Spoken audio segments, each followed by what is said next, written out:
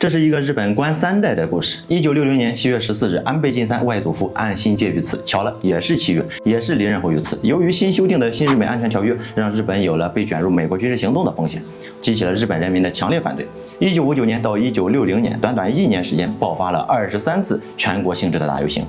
其规模之大，更是日本前所未有，少则数百万，多则上千万。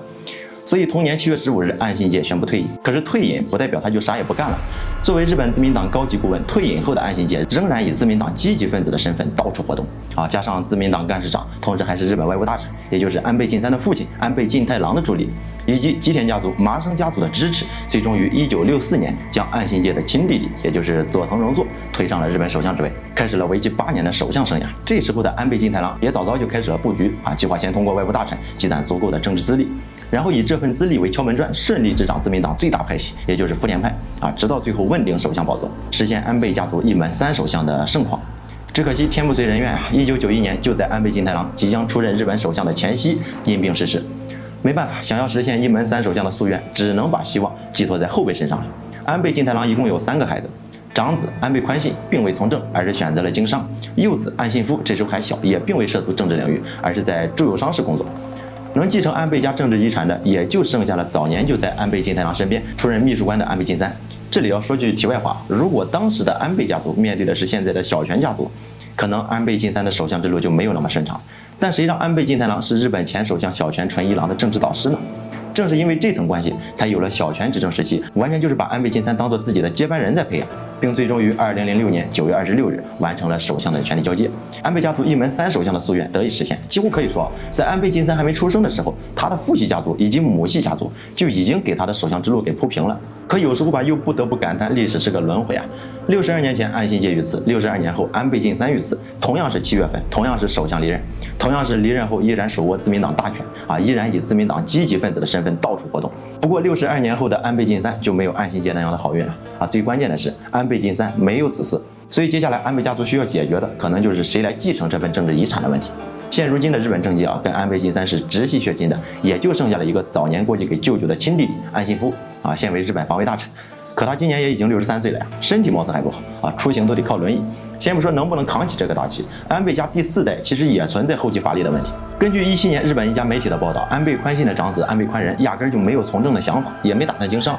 就要一门心思的跟律师磕到底。要说唯一还有从政想法，还愿意继承安倍家族政治遗产的，又是只剩下一个人，岸信夫的长子岸信千世，一个未来有可能同时继承岸信家族和安倍家族政治遗产的男人。但他现在还太年轻了，2020年10月才刚刚从日本富士电视台离职，给他父亲岸信夫当秘书，满打满算也就2年的政治经验，距离羽翼丰满还太远了。可他的父亲岸信夫却已经事实上成了安倍家族以及岸信家族里边唯一一个入阁的人。这还不是最严重的，最严重的是安倍家族的政治立场岌岌可危。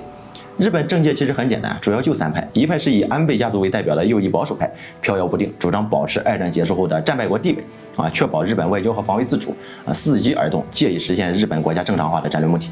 还有一派是偏美方的激进派，主张彻底投靠美国，借以期待美国放松控制，快速取得正常国家地位。剩下的一派则是主张彻底投靠兔子的激进派，想要重回历史地位，凭借兔子的支持快速获得正常国家地位。可是因为兔子和日本的渊源这一派并不是日本政界的主流派系，顶多也就算是一种维系平衡的存在，所以主要还是保守派和偏美方激进派的碰撞但是就目前来看日本保守派和偏美方激进派的碰撞已经有了失衡的迹象，主要还是安倍内阁丑闻太多了。政治上世袭罔替，07年5095万份养老金缴纳记录丢失官员任命任人唯亲，内阁贪腐，无视在野党强行通过各类法案20次包括安倍晋三自己07年还爆出了一个涉嫌逃漏3亿日元遗产税的丑闻。这么多的丑闻，民众支持率急速下降，反而偏美方激进派的影响力越来越大再加上现在安倍晋三遇刺，权力真空，单凭一个身体状况不好的岸信夫以及他涉世未深的长子岸信千世，大家觉得这2人还有能力力挽狂澜吗？或者说还能不能扛起来安倍家族的这份政治遗产？不过大家倒是不用担心日本右翼保守派会完全失势日本自民党又不是安倍一家的，安倍家族出现了交接断层，其他家族可没有呀。还记得前面说的小泉家族吗？虽然最近这几年小泉家族在很多政策上都跟安倍家族的意见相左，但是以2家的渊源结合安倍内阁直线下滑的支持率，谁知道这是不是演给公众看的？而且从小泉家族第4代继承人小泉进次郎时不时也会去参拜靖国神社的行为来判断，政治立场应该也是右翼保守派没错。再加上小泉进次郎在公众形象这块做得相当不错，虽然没啥出色的政绩，但光凭19年应邀加入安倍内阁，直接把安倍内阁支持率拉到了51.7%的数据，就足以证明他的人气了。另外早在17年8月份，时年35岁的小泉进次郎就已经被正式任命为自民党第1副干事长。所以说未来能扛起日本右翼保守派大旗的人选，小泉家族的第4代继承人小泉进次郎绝对是有力的竞争者之一。反而一门3首相的安倍家族在这方面就显得有点拉胯。